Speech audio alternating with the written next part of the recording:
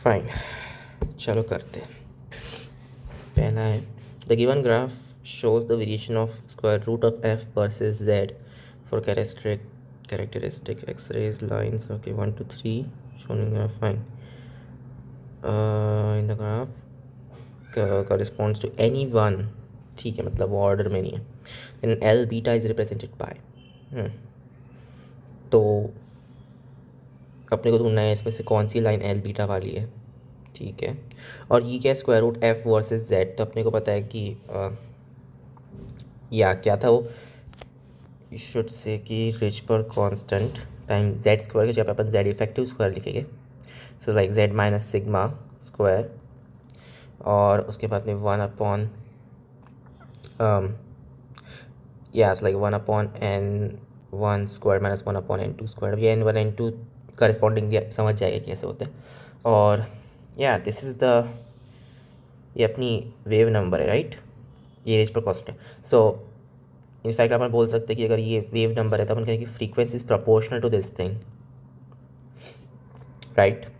सो frequency, अब ये जो है वो कांस्टेंट है, उसके बाद में जो मतलब ये प्रोपोर्शनलिटी हटा देते, ये चीज़ काम की है. तो ये तो अपना वेरिएबल हो गया, राइट. अगर मैं इस पर स्क्वायर रूट ले लूँ, so square root of this thing is proportional to square root of all this. Cool.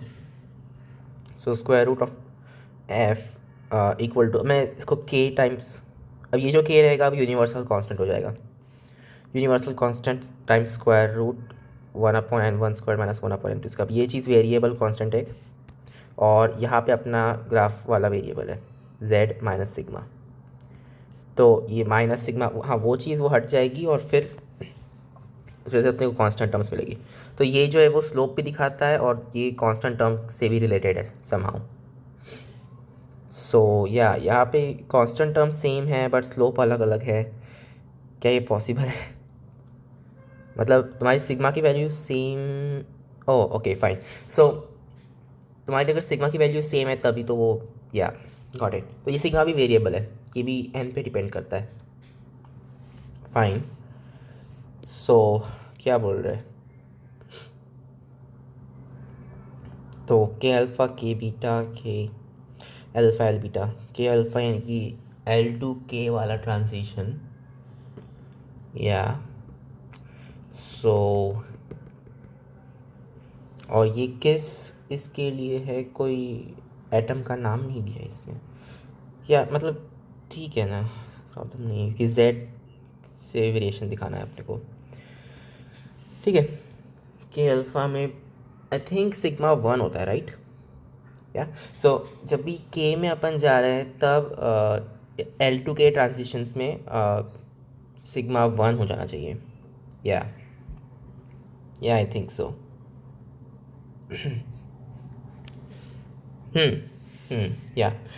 Sigma 1 हो जाएगा. फाइन. सो इन दोनों चीज़ में सिग्मा 1 है, और इसमें क्या है अपने को पता नहीं, इसमें सिग्मा कुछ अलग हो सकता है. So that's cool.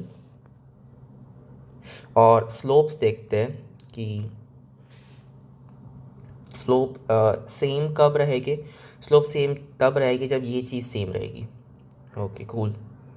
सो के अल्फ़ा के लिए क्या है ये चीज़, के अल्फ़ा के लिए है square root of 1/1 square minus 1/2 square. Right.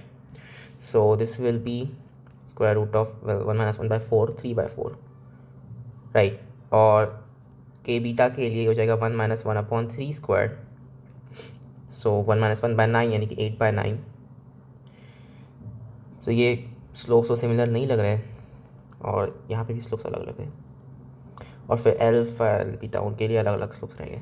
Anyway, तो इन दोनों में से बड़ा कौन सा है, ऑब्वियसली ये वाला, राइट. सो ये जो बड़े स्लोप्स है इनमें से कोई तो भी एक ये है, right.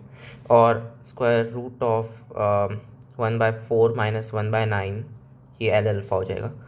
That will B 9 minus 4 क्या होता है, 5/36. बहुत छोटा सा है. sort of 1/4 minus 1 by next 4, right. So 16. So 4/16, तो यहाँ पे आ जाएगा 3/16। ये भी बहुत छोटे छोटे नंबर है, तो हाँ ये चीज़ है। मतलब ये दोनों बहुत छोटे नंबर है और ये लाइक ये इनके रिलेटिवली काफ़ी बड़े हैं, क्योंकि 3 × 5 वो 15 है, वो स्टिल 16 से छोटा है। मतलब कि ये या ऑब्वियसली 3/4 8/9 काफ़ी बड़े हैं इन नंबर से।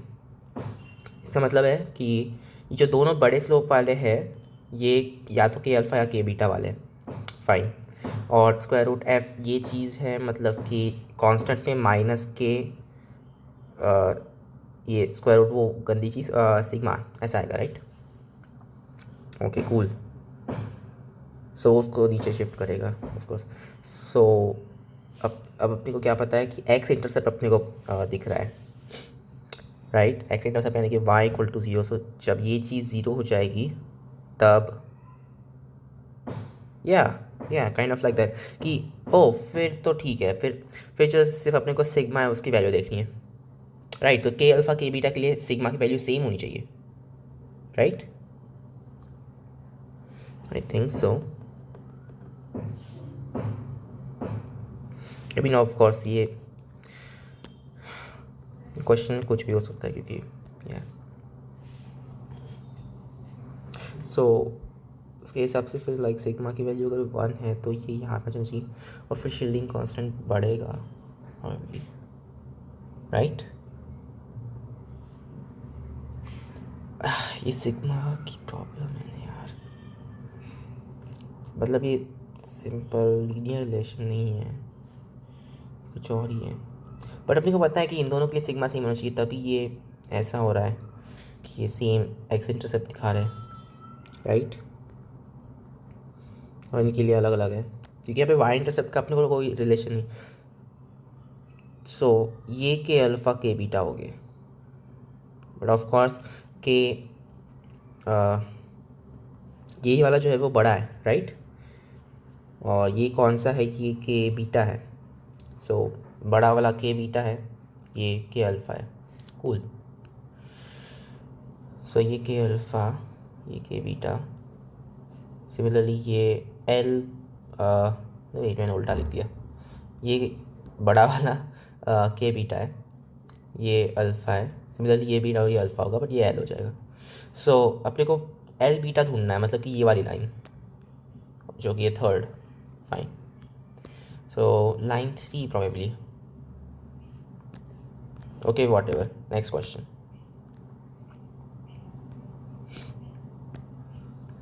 नेक्स्ट है solid hemisphere of weight p rests with its curved surface in contact with rough inclined plane. Okay, solid hemisphere, okay, cool. Oops. Of weight p rests with its curved surface in contact with a rough inclined plane, like this maybe. Okay, a weight q is placed at some point on the rim of the hemisphere to keep its plane surface horizontal. ठीक है, horizontal ही है. So yeah, then its minimum coefficient of friction is weight q is placed at some point on the rim, probably या तो यहाँ पे या फिर यहाँ पे, राइट। रिम यानी कि यही होगी ना, और क्या होता है, रिम यही होती है, मतलब या सिलेंडर की रिम क्या होती है उसका जो, हाँ ठीक है ना। सो उसके रिम पे क्यू वेट रखा है हॉरिजॉन्टल सरफेस के लिए, एंड इस minimum question of friction is fine. So अच्छी बात ये है कि ये जो इसका सेंटर ऑफ मास है वो कहीं तो भी इस लाइन पर है। सो या कूल। और क्या पता है अपने को, नहीं पता कि इसमें एम जी लग रहा है। अगर मैं ये पॉइंट देखूँगी कि ये टच कहाँ पे कर रहा है, अपने को क्या ढूंढना है इसे, तो ढूंढना क्या था, minimum question of friction, right.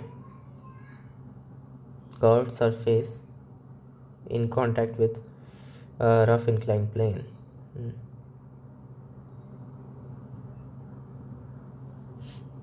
Plane surface horizontal, minimum question of friction is okay. तो क्यू और पी मासेस है एक्चुअल में। सो ये इस टाइप से ढूंढना है, ये चीज़ है। फाइन। सो लाइक जस्ट इसको एक ब्लॉक कंसिडर कर लो ना, कि ये जो पूरी की पूरी चीज़ है, ये पूरा जो सिस्टम है, ये मैंने ज़्यादा बड़ा बता दिया, जो पूरा सिस्टम है बेसिकली, अगर मैं इस पर फोर्स की बात करूँ तो इस पर mg तो लग रहा होगा नीचे, सो mg sine theta in that direction, या mg cosine theta in this direction,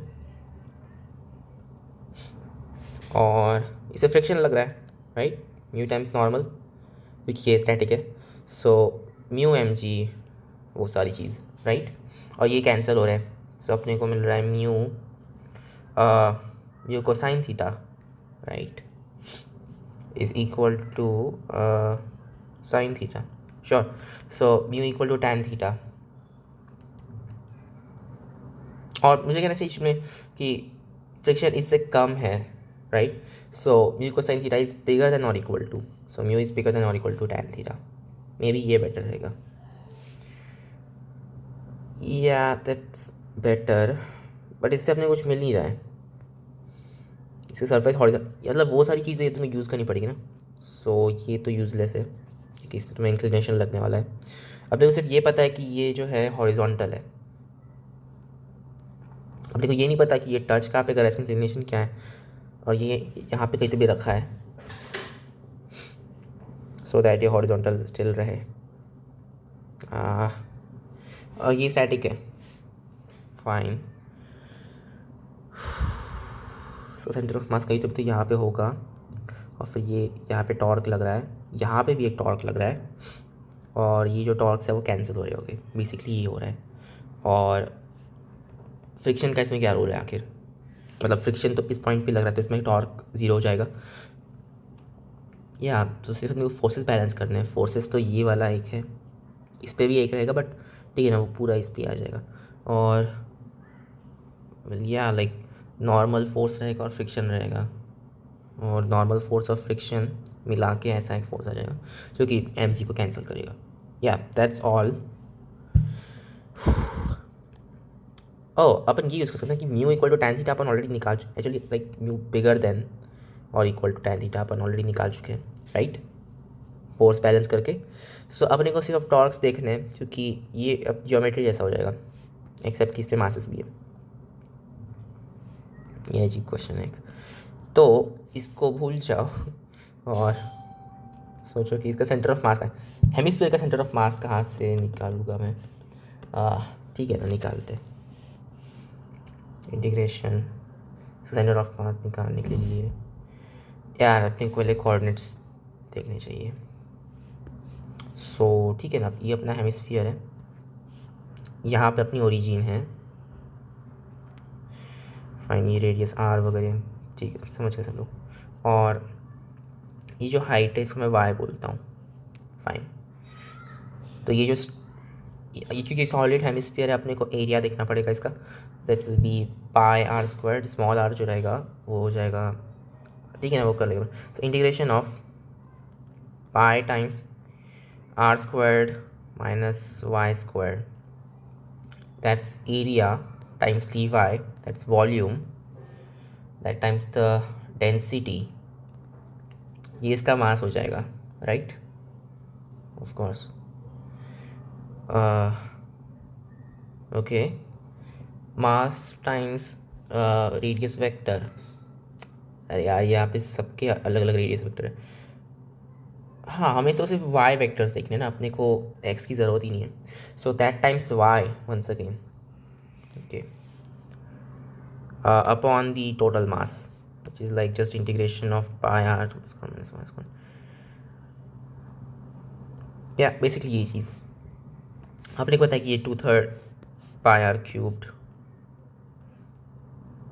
रो ऐसा हो जाएगा, सो ये कैंसिल हो गया, अब अपने इंटीग्रेशन सॉल्व करना है यार, ये तो कुछ है, ये कैंसिल, सो इट्स लाइक 3/2, और इंटीग्रेशन जा रहा है y equal to 0 to capital R, god, so R squared Y मतलब कि आर क्यूब्ड हो जाएगा वहाँ पे, वेट नो, वाई का integration Y square by 2, so या shit, R power 4 upon 2, okay, और यहाँ पे क्या है, अपॉन 2 आर क्यूब्ड है, और minus y, so like minus y cube, so y power 4 upon 4 minus r power 4 upon 4. Cool. तो यहाँ पे सिर्फ इतना ही बचेगा, r power 4 upon 4. Cool. Cancel cancel. It's like 3/8. हाँ, ये अजीब है, काफ़ी अजीब है. श्योर मैंने सही से किया, मतलब ये तो ठीक है, ये होना ही चाहिए था और ये भी होना चाहिए था. या राइट, मैंने सही से किया, मैंने बिल्कुल सही से ही किया है. 3/8 r, ये इतना इसका y कोऑर्डिनेट रहेगा, मतलब कि बेस से इसकी हाइट, राइट. सो ये जो है इतना डिस्टेंस अवे फ्रॉम बेस, और फिर अपन निकाल सकते हैं ना कि ये राइट, मतलब यहाँ पे तुम्हारा सारा मास है ऐसा सोचो, और फिर ग्रेविटी लगाओ, और यहाँ पे तुम्हारा ओके फाइन, और अपने को सिर्फ टॉर्क्स कैलकुलेट करने बेसिकली अबाउट दिस पॉइंट, और उनको इक्वेट करना है. Cool, shouldn't be that hard. Okay okay, पहले तो अपने को ये दिखाना पड़ेगा कि ये डिस्टेंस कितना है. एक्चुअली ये डिस्टेंस नहीं, अपने को ये डिस्टेंस निकालना है, राइट. वेट व्हाट, वेट क्या क्या समझा नहीं मैं. अगर आपने को यही डिस्टेंस, यार ये तो अजीब है, ये डिस्टेंस कैसे निकल, क्योंकि ये पॉइंट कहाँ पर है अपने को पता नहीं है ना.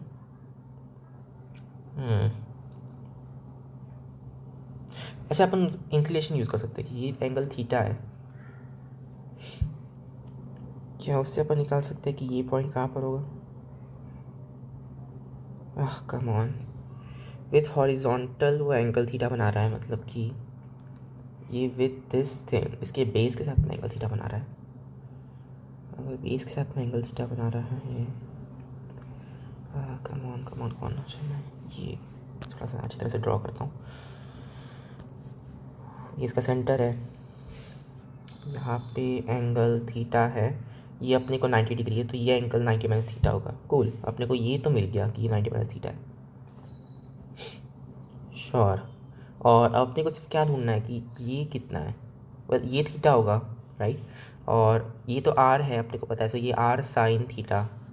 Cool. So P times G times ये पी जी इस ऐसा है. Okay fine. और ये जो है वो आर साइन थीटा है, आर साइन थीटा. ये टॉर्क इस पे लग रहा है, राइट, ऑन दिस पॉइंट. और अपने को ये भी निकालना है, सो इसका ऐसा और ये ऐसा, ये कितना डिस्टेंस होगा.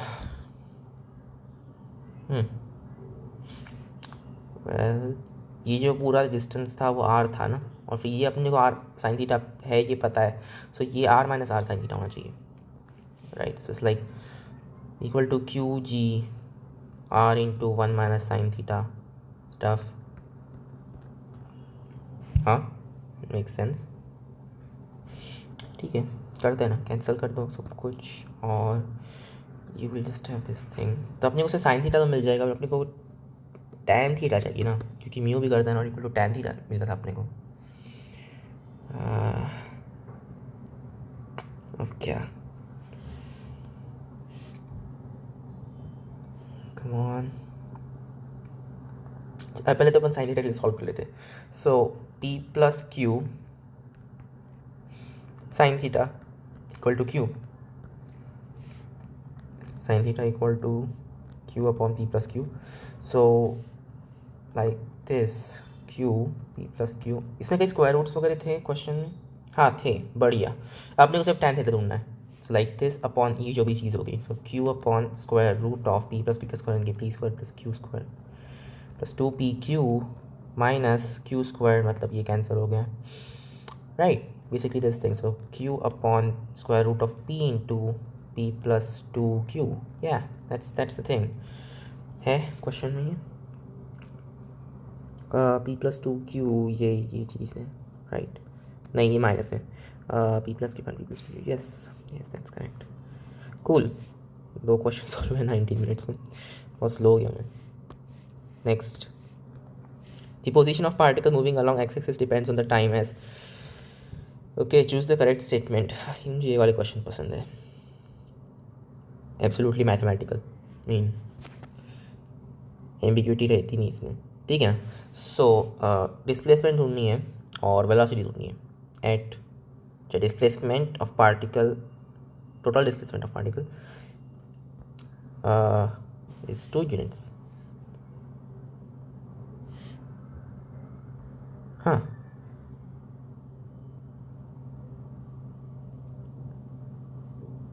okay. Along the axis has this thing x equal to 2 times of 1 minus e power, ठीक है ना। तो as t approaches infinity ये चीज़ 0 हो जाएगी, तो ये 2 हो जाएगा, right. So total displacement is 2। मैं इसको ग्राफ करना चाहता हूँ उसे इनिशियली 0 पे, t इक्वल टू 0 पे ये चीज़ 1 है, सो ये पूरा 0 ही हो जा रहा है, और फाइनली ये 2 है, राइट। और ये लाइक 1 माइनस ई पावर -3t। सो जैसे जैसे t बढ़ रहा है ये चीज़ डिक्रीज़ हो रही है, right. So negative of that वो इंक्रीज़ हो रहा होगा, मतलब ये पूरी चीज़ इंक्रीज़ हो रही है।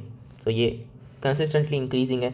इसका अगर मैं डेरिवेटिव निकाल लूँ तो -2 टाइम्स -6 हो जाएगा ना, 6 ई पावर -3t, या which is always positive.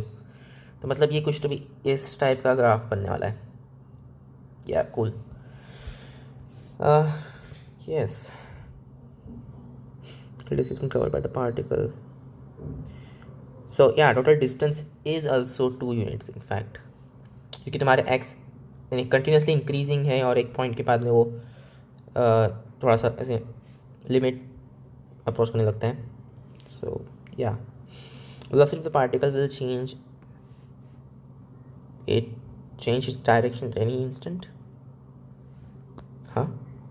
Will not change its direction throughout the motion. Yeah, that's right. Okay, of course. The given figure shows an inductor and resistance fixed on a conducting wire, a movable conductor. ये चीज़ constant velocity 1 meter per second. Work done by external force on PQ in 2 seconds. External force on PQ कहाँ है? अच्छा, movable conducting wire PQ, यही wire है। So work done on okay, इस पे जो work by external force in 2 seconds, तो अपने को फोर्स ढूंढना है बेसिकली। फाइन, हाँ गॉड, इसकी वेलोसिटी कितनी होता है, अपने को इसके अंदर का करंट ढूंढना पड़ेगा, और फिर b times i times l of course, तो वो अपने को रिटार्डिंग फोर्स बताएगा, या शुड बी द थिंग। और फिर ये कांस्टेंट वेलोसिटी से तो अपने को उतना ही फोर्स लगाना है, ठीक है ना। तो फैराडेज लॉ, बट किस लूप के अक्रॉस? वेल ये चीज़ क्या है, एक तरह से रेजिस्टर है।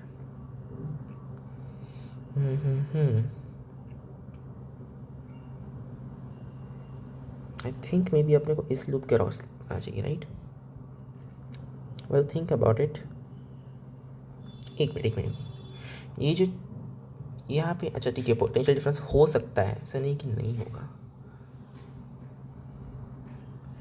Fine, I just do this thing. So इस लूप के across you have integration E D L equal to negative T flux by D T, और I should say plus T flux by D T, ठीक है ना। So flux के लिए अपने को चाहिए मैग्नेटिक फील्ड टाइम्स एरिया, और एरिया के लिए उसका rate of change, that will be this length times the velocity. So PLV, that's d flux by dt, isn't that right, equal to 0. Okay, cool. Yeah, और ये अंदर जा रहे हैं। बाय द वे अपने को वो साइन कन्वेंशंस भी देखना है। सो अगर अपनी मैग्नेटिक फील्ड अंदर जा रही है, मैं एरिया वेक्टर भी उसी के एरिया वेक्टर भी मैं अंदर डाल देता हूँ। सो अपने को लेंथ जो लेनी है, तो जो लूप की डायरेक्शन है वो ऐसी लेनी पड़ेगी, राइट हैंड रूल। सो इस डायरेक्शन में करंट अगर अपन देखें, या फिर इस डायरेक्शन अपन जो इंटीग्रल ई डी एल देख रहे हैं वो इस इक्वेशन से रिलेटेड रहेगा। Okay cool. अब इंटीग्रेशन ई डी एल है क्या इस डायरेक्शन के लिए? सो यहाँ पर तो ओह शिट, एक प्रॉब्लम है इसमें, यहाँ पे सिर्फ इतना फ्लक्स नहीं है, इसमें भी फ्लक्स आ जाएगा। सो इसमें फ्लक्स है plus L D I by D T, और ये ए सी वैसी नहीं है, सो और स्टेडी स्टेट भी नहीं है, मतलब कि ये सिर्फ अपने को डिफरेंशियल इक्वेशन निकाल के सॉल्व करना पड़ेगा। Okay cool. और इंटीग्रेशन ई डी एल इस पूरे लूप में ज़ीरो है, क्योंकि कंजर्वेटिव फील्ड मतलब या एक्चुअली ये कंजर्वेटिव रहे कि नहीं रहे फ़र्क नहीं पड़ता, क्योंकि कंजर्वेटिव वैसे भी उसका लूप इंटीग्रल ज़ीरो हो जाएगा, और जो नॉन कंजर्वेटिव फील्ड है वो इस इक्वेशन से रिलेटेड हो जाएगी anyway. So like total field लो नॉन कंजर्वेटिव लो फ़र्क नहीं पड़ता।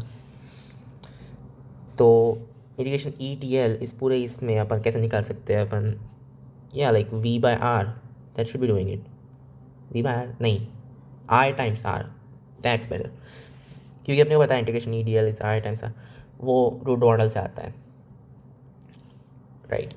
सो ये तो ज़ीरो हो जाएगा ना, क्योंकि ये पूरे वायर्स है सिर्फ, तो ये चला गया, ये ज़ीरो है, जस्ट गॉट दिस थिंग। ये तो काफ़ी इजी क्वेश्चन लग रहा है। So BLV plus LDI by dt equal to that. It's got like Li equal to negative BL integration V, like fine with constant है, so V times T. Is that right? जो di by dt में दे अपन को, think about it यार, इसमें voltage drops नहीं आएंगे, of course नहीं आएंगे, नहीं हो ही नहीं सकता ना right. So this is the thing plus some constant, cool. Constant क्या है, कौन थिंक अबाउट इट, कौन सी कंडीशन अपन इनिशियल डाल सकते हैं इसमें। अच्छा टी इक्वल टू ज़ीरो पे क्या हो रहा होगा, क्या टी इक्वल टू ज़ीरो पे करंट ज़ीरो है, चल नॉट नेसेसरीली, क्योंकि ये रेजिस्टर स्टिल यहाँ पर है। अपने को इसके थ्रू टोटल करंट निकालना है ना। ओह शिट, सो ये जो अपन ने आई यूज़ किया ये तो ये वाला आई था, इसमें आई वन बोल देता हूँ। Alright cool, okay fine. और अपने को ये भी निकालना पड़ेगा, सो अपने को लेट्स से उसको आई टू बोल देते हैं। So just have P L we plus, इसमें इंटीग्रेशन ई टी एल लगेगा, सो इसके अक्रॉस अगर मैं करंट आई बोलता हूँ I one, just like r I1 equal to 0, it's got I1 equal to negative PLV upon R right। so अपने को I1 मिल गया, अपने को ये I2 हो जाएगा राइट।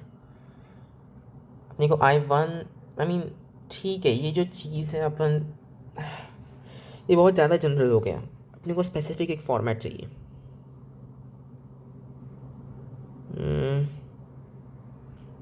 कम ऑन, क्योंकि अगर अपना करंट थोड़ा सा भी गलत हुआ ना तो ये कुछ हो जाएगा।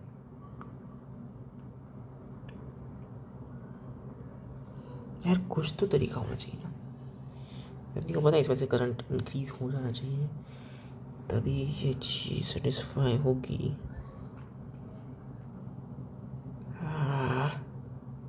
और ये करंट कांस्टेंट है, ये करंट चेंज हो रहा है कंटिन्यूसली।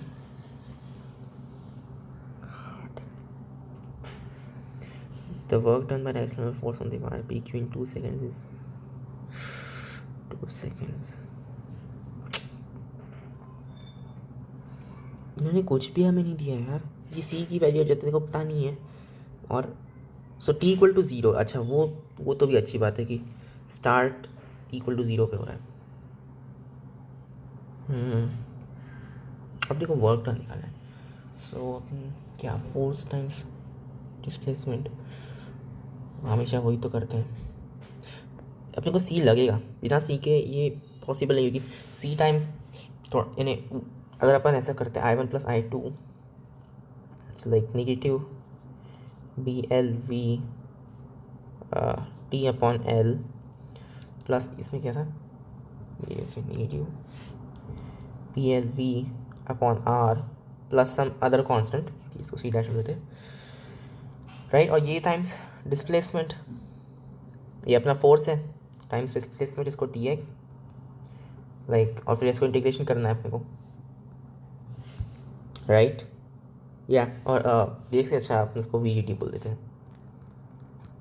प्रॉब्लम इज़ कि ये जो सी आएगा उसमें सी डी टी वो इंटीग्रेट होके उसमें वो कुछ से कुछ हो जाने वाला है। It's not good, it's not good.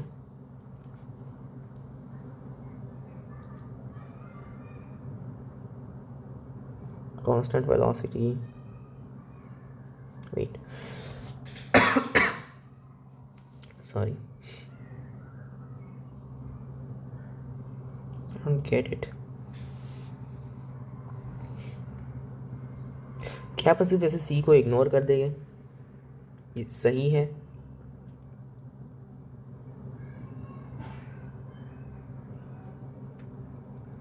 You know what, या जस्ट इग्नोर दिस, क्योंकि इनिशियली वो मतलब ज़ीरो ही होगा ना, इनिशियली उसमें कोई करंट था ही नहीं। सो या जस्ट सी को इग्नोर कर डालो फिर टी इक्वल टू जीरो, वो इनिशियल कंडीशन ही होगी probably. So this is the thing, right. So इसमें इस डायरेक्शन में इतना करंट फ्लो हो रहा था, मतलब कि इस डायरेक्शन में उसका निगेटिव करंट फ्लो हो रहा है, और वो करंट कितना है, बी एल वी, उप्स गलत वाला L, B L V T upon L plus 1/r, right. इस डायरेक्शन में इतना करंट फ्लो हो रहा है और मैग्नेटिक फील्ड इनसाइड है, या सो इसे फोर्स कैसे लगेगा?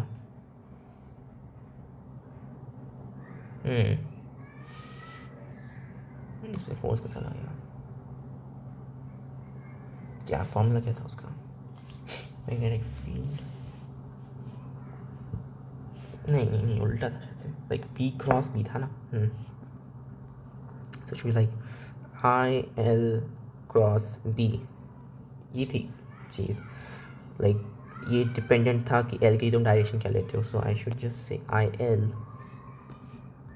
Cross B, right. In this case I L ये डायरेक्शन है, दैट क्रॉस बी, और बी इनसाइड है, मतलब कि फोर्स इस डायरेक्शन में, नहीं ये तो सही नहीं हुआ, क्वेश्चन तो गलत हो गया।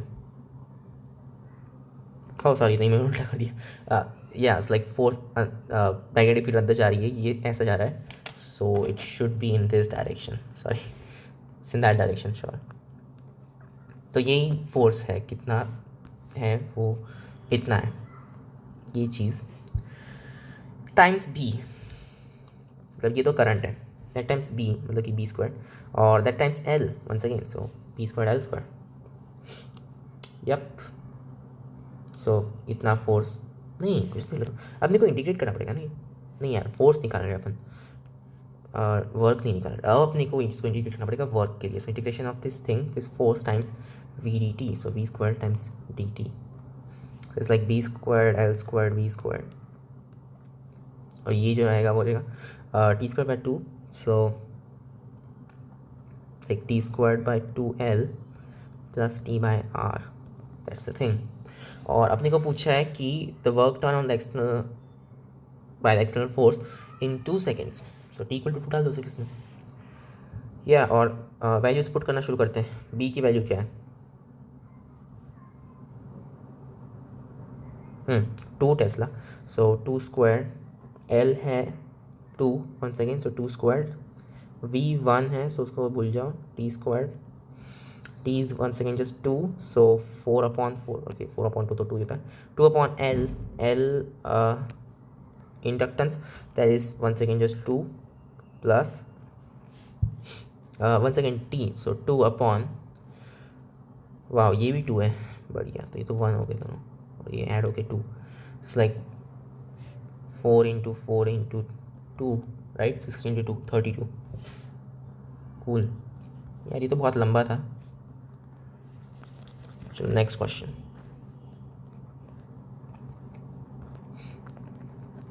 Next we have charge q is distributed on small hollow conducting sphere radius r kept inside a spherical cavity of radius r1 made inside a solid conducting sphere of radius r2 as shown in the figure. Total energy of the system. ये question हर बार ये वाला question क्यों देते हैं? ठीक है, बोला है स्मॉल हॉलो कंडक्टिंग स्फीयर, जैसा ये वाला जो स्फीयर है हॉलो है, conducting, wait one, hollow conducting, okay fine, like इसका शेल है, kept inside a spherical cavity of radius r1. Fine. Made inside a solid. Okay, cool. Got it. The total energy of a system is. Fine. समझ में आ रहा है मुझे. And लेकिन ये क्योंकि हॉलो है, सो लाइक ये क्या एनर्जी, इसमें कोई एनर्जी नहीं होगी ना. The energy of a system. I mean, we can just use this thing कि half epsilon naught e squared और its integration across all of the space, ये काम कर देगा, राइट? श्योर. मतलब क्योंकि ये डिस्क्रीट चार्जेस नहीं है तो ये मैं यूज़ कर सकता हूँ. सॉलिड कंडक्टिंग स्फीयर और चार्ज क्यू इज डिस्ट्रीब्यूटेड. अच्छा नहीं, ये जो है इस पे चार्ज क्यू है, इस लेयर पे, मतलब ये जो छोटा सा मेटल का प्लेट टाइप का है उस पे चार्ज क्यू है और फिर इस पे कोई भी रिस्पॉन्स आएगा. कूल. सो क्या आपने को पता है कि ये जो पूरी चीज़ रहेगी ये माइनस क्यू जाएगी, राइट? ये पूरा माइनस क्यू चार्ज एक्यूमुलेट कर लेगी और जो बाकी बचा हुआ चार्ज क्यू रहेगा वो यहाँ पे आ जाएगा, राइट? Plus Q. श्योर. ये इसकी एनर्जी निकाले अपने को. अब क्या इसकी एनर्जी कैसे निकालेगा? मतलब ये लाइक इसको एज अ पॉइंट चार्ज ले सकते क्या जो कि अंदर आ गया है? हाँ, ऐसा बोल सकते ना. या लाइक नॉट अ प्रॉब्लम. या फिर बोल सकते कि बहुत सारे चार्जेस का कलेक्शन है जो कि अंदर आ गए, बहुत सारे पॉइंट चार्जेस का collection. So basically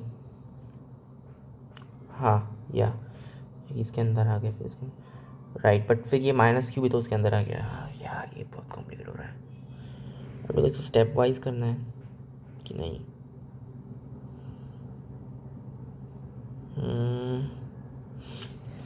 come on. अच्छा क्या था अपना वो कि K Q upon R, I mean like Q1 Q2 upon R, ये इस टाइप का रहता था ना. लाइक इसको मैं और भी लिख सकता हूँ ना कि सबके, अच्छा मैं लिख सकता हूँ integration of E times Q. इसकी जो मैं एनर्जी बोल रहा हूँ मतलब तुम एक पॉइंट चार्ज को यहाँ पे लेके आते हो तो उसमें कितनी एनर्जी तुम उस पर कितना वर्क हो. Like integration E times Q, that's the, नहीं यार सही नहीं है. आई डोंट थिंक ये चीज़ होनी चाहिए. इसलिए बेटर है यार इंटीग्रेशन ऑफ, इंटीग्रेशन नहीं बोलना चाहिए, राइट? सो ये पोटेंशियल एनर्जी है टू पेयर ऑफ चार्जेस की. अगर बहुत सारे चार्जेस हैं, लाइक अपने को एक चार्ज से सारी पोटेंशियल एनर्जीज लेनी पड़ेगी, फिर उसका हाफ, और फिर यार वो तो कुछ हो जाएगा. नहीं ये प्रॉब्ली कुछ ही हो जाएगा, राइट? Come on, think. तुम इसको ऐसे देख सकते हो ना कि ये जो है वो आई मीन लाइक इस पूरे चीज़ को, ये पूरे सॉलिड को भूल जाओ और सिर्फ इन लेयर्स की बात करो कि यहाँ पे इनिशियली ये एक लेयर थी, तुमने उसके अंदर ये सारे चार्जेस भर दिए जिनकी तुमने लेयर नहीं. फिर ठीक है, उनको बनाने के लिए भी तुम्हें एनर्जी लगी होगी, मतलब ये जो लेयर है उसको बनाने के लिए वो कहाँ से आई? वो सेल्फ एनर्जीज भी तो तुम्हें अकाउंट करनी है. गॉड. तो इसकी सेल्फ एनर्जीज प्लस इंटरेक्शन की भी एनर्जीज रहेगी.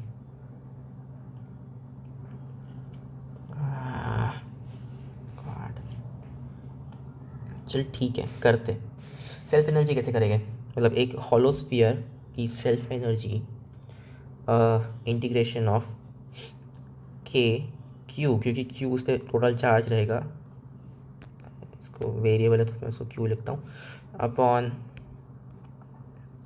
आर, या दैट्स द पोटेंशियल एनर्जी। मतलब तुम्हें एक स्फीयर है, उसके ऊपर चार्ज क्यू है, और फिर तुम्हें एक टेस्ट चार्ज को यहाँ पे लाना है जिसका चार्ज डी क्यू है फ्रॉम इन्फिनिटी टू इसके सरफेस पे, तो तुम्हें इतनी एनर्जी लगने वाली है, that times D Q of course, I mean इतनी एनर्जी। और ये इंटीग्रेशन चलेगा from Q equal to zero, initially zero था, to some quantity Q, so this will just be half K capital Q squared upon R, right. So ये self energies हो गई इन spheres की, इट्स लाइक हाफ के, let's see इसकी energy पहले तो Q square upon R, so Q square upon छोटा वाला radius small R plus Q square upon बड़ा वाला radius R one plus Q square upon बहुत बड़ा वाला radius R two, okay, plus half, okay ये मैं क्यों कर रहा हूँ, अब मुझे इंटरेक्शन एनर्जीज देखनी है, सो प्लस के क्यू क्यू अपॉन आर होने वाला है, लाइक क्यू क्यू तो अपने को पता है कि क्यू स्क्वायर्ड ही होता है, बट लाइक स्टिल ठीक है, फॉर सिम्बॉलिक पर्पज अपन इसको रख देते हैं, ये क्यू है और ये माइनस में, अच्छा ये तो अजीब है क्योंकि ये इसके अंदर आ गया, तो इसके सारे पॉइंट चार्जेस को कंसिडर करो कि ये इसके अंदर आ रहे थे, उसमें इंटरेक्शन की एनर्जी कितनी लगी होगी, सो या लाइक बेसिकली सिर्फ इसका रेडियस अपन कंसिडर करिए, दैट मेक्स सेंस, सो के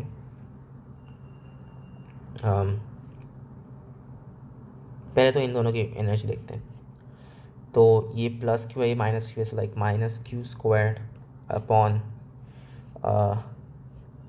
या ये अंदर घुस गया, सो लाइक अपॉन आर, नहीं छोटा वाला नहीं बड़ा वाला आर, ये इसके अंदर है ना, फिर ये इसके अंदर है बड़े वाले स्फीयर के अंदर, उसकी एनर्जी देख रहे हैं, minus Q squared upon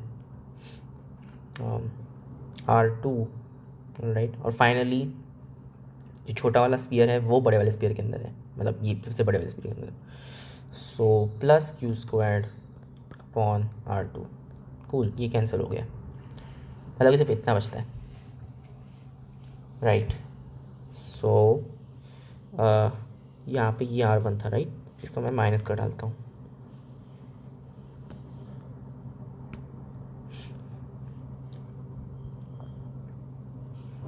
so like कि मैं सही तो कर रहा हूँ ना, आई थिंक मैं सही कर रहा हूँ, ये क्या है, ये तो अजीब है, आई थिंक ये सही होना चाहिए, right, minus R one, of course यही सही है, ओके। नेक्स्ट क्वेश्चन है, a cube of mass 20 gram weightable by water floats on surface of water. Each face of cube is 3 centimeter long. Distance between lower face of the cube and surface of water is, cube of mass 20 gram weightable by water floats on the surface of water. Fine. Each face of cube is 3 centimeter long. Okay. Edge length 3 centimeter. Distance between lower face of the cube and surface of water, मैं इसको draw करूँ, like ये cube है, ये water की surface है, अपने को ये डिस्टेंस ढूंढना है, नहीं पता कि एज लेंथ क्या है, 3 सेंटीमीटर है, मास दिया हुआ है अपने को क्यूब का, फाइन, ठीक है ना, जितना ये वॉल्यूम डिस्प्लेस हुई है उतना उसमें मास लगेगा, उतना उसमें फोर्स लगेगा, okay, cool. We can do this. So like 20 grams equal to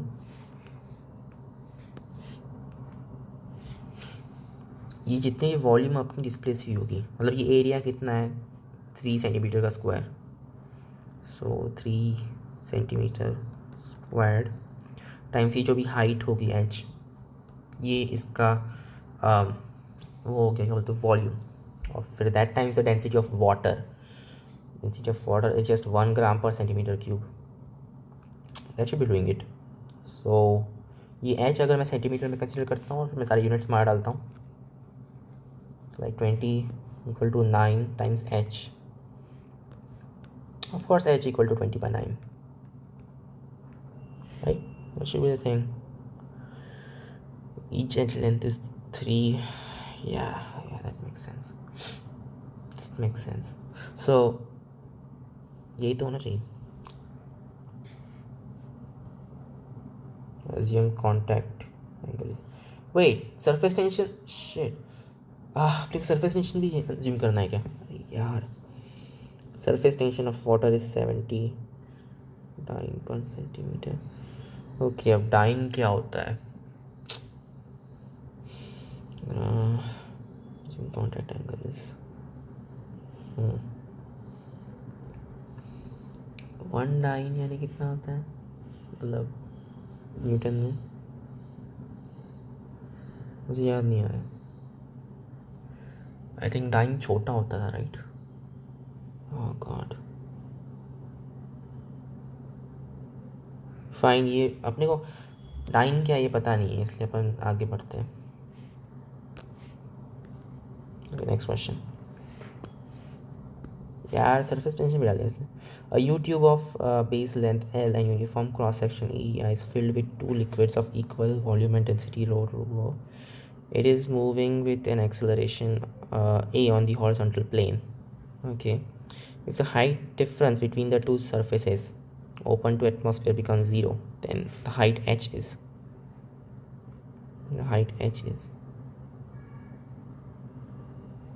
Two liquids equal volume, right? Density is rho and 2 rho. Acceleration a. Height difference between two surfaces becomes 0. Fine, as given in figure. Yeah, then the height h is. ठीक है ना? So, ये जो pressure रहेगा,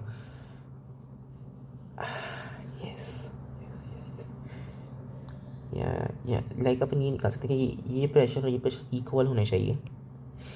in that case अगर अपन ऐसे जा रहे हैं, यहाँ पे तो एक्सेलरेशन ए है, मतलब कि इस पे सूडो फोर्स इस टाइप से लग रहा होगा और ग्रेविटी तो ऐसी लग जाइए. सो रो जी एच, राइट? यहाँ पे प्रेशर इंक्रीज कितना हो गया, रो जी एच.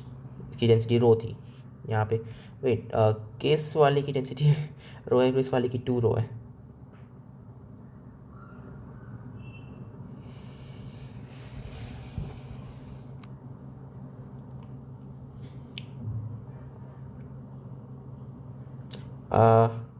या आई डोंट नो, अगर गलत आ गया तो फिर अपन चेंज कर देंगे ना.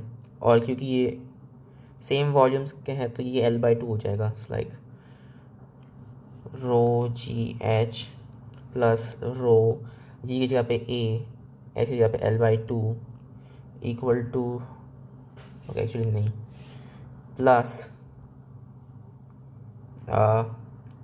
2 रो ए L/2, राइट? क्योंकि ये चीज़ माइनस, क्योंकि अपन ऊपर जा रहे हैं, so minus 2 rho G H, sorry, it should be equal to 0, right? That makes sense. So यहाँ से बेसिकली हो गया minus ji H plus, so 1 + 2 is like 3al/2 equal to 0, I believe. So gh equal to, या यही होना चाहिए था, 3l/2. So it's got a equal to 2gh/3l. मैंने ये ढूंढा था ना. अच्छा, हाइट ढूंढनी है h. ठीक है, फिर h equal to this thing 3al/2g. Cool.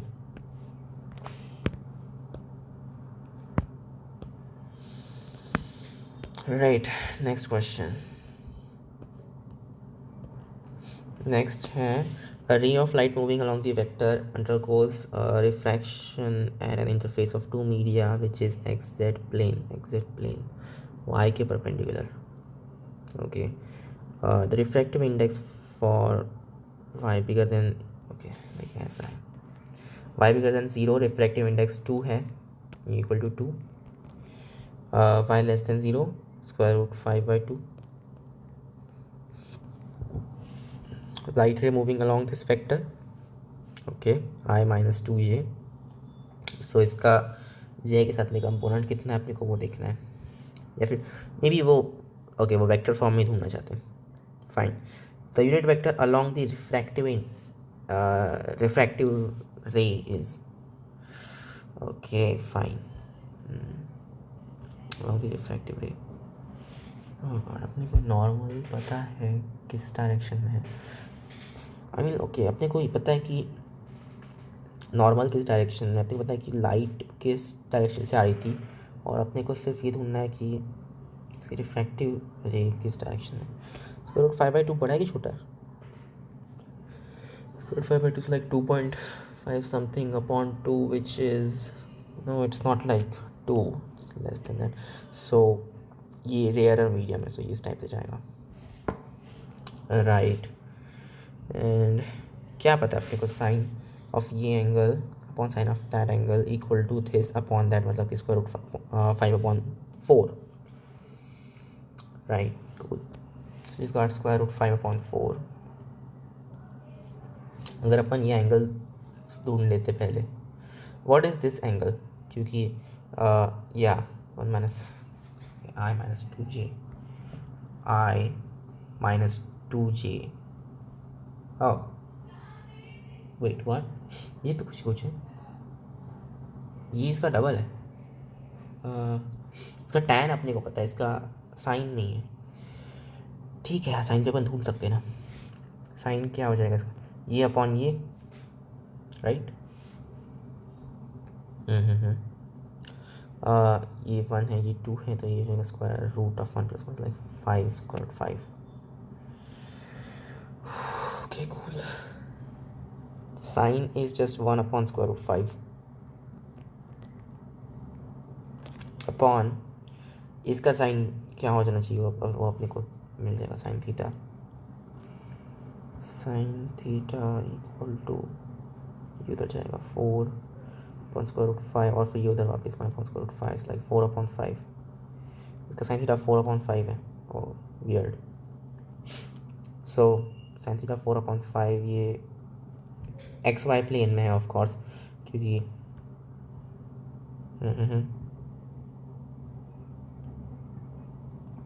या ये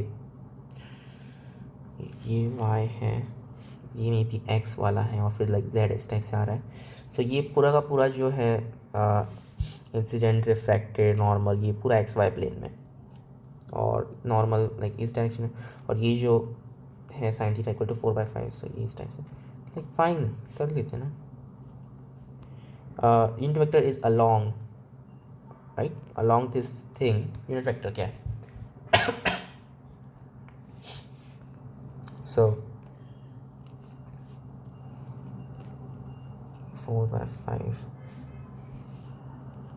मतलब कि 4, 3 और ये 5 है. So like 4i minus 3j upon square. Okay, उसका मैग्नीट्यूड तो 5 है ही, अपने को पता है. Cool. Next.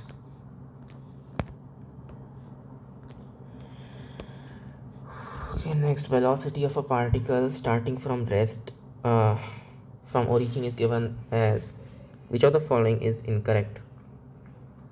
Velocity of particle starting from the rest from origin is given as,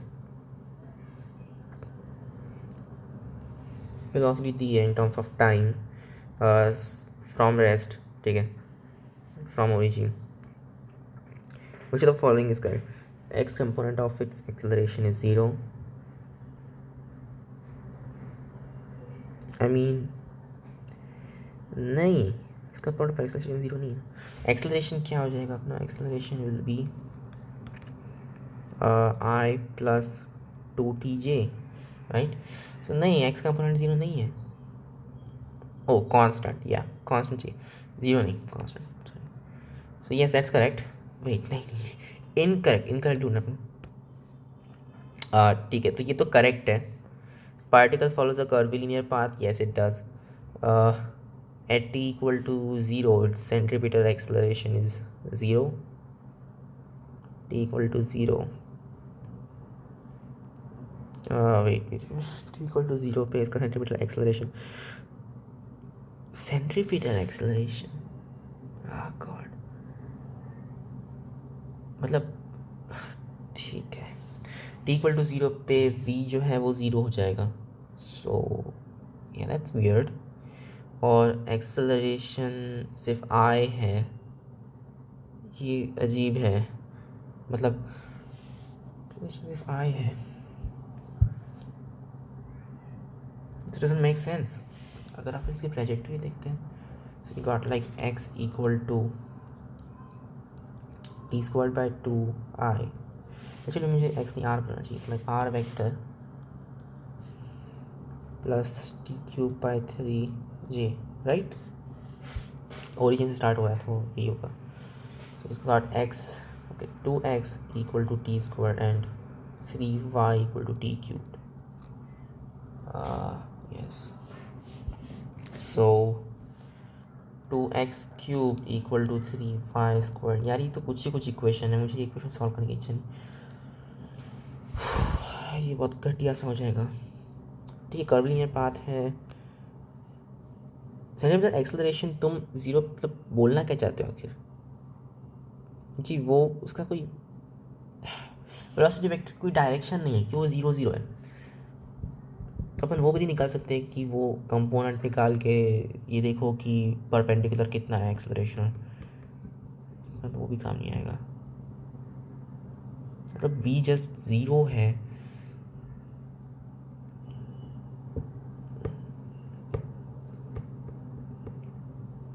tangential, okay, या दैट मेक सेंस. क्योंकि अगर v 0 है तो सेंट्रिपेटल एक्सेलरेशन मस्ट बी 0, क्योंकि v स्क्वायर बाय r होता है, राइट. दैट इज अज्यूमिंग कि वो रेडियस में जा रहा है कोई, जो कि उसका एट दैट पॉइंट जो रेडियस ऑफ कर्वेचर होगा उसके अलॉन्ग जा रहा होगा. सो वो तो 0 हो गया, बहुत ही बढ़िया, क्योंकि v 0 है.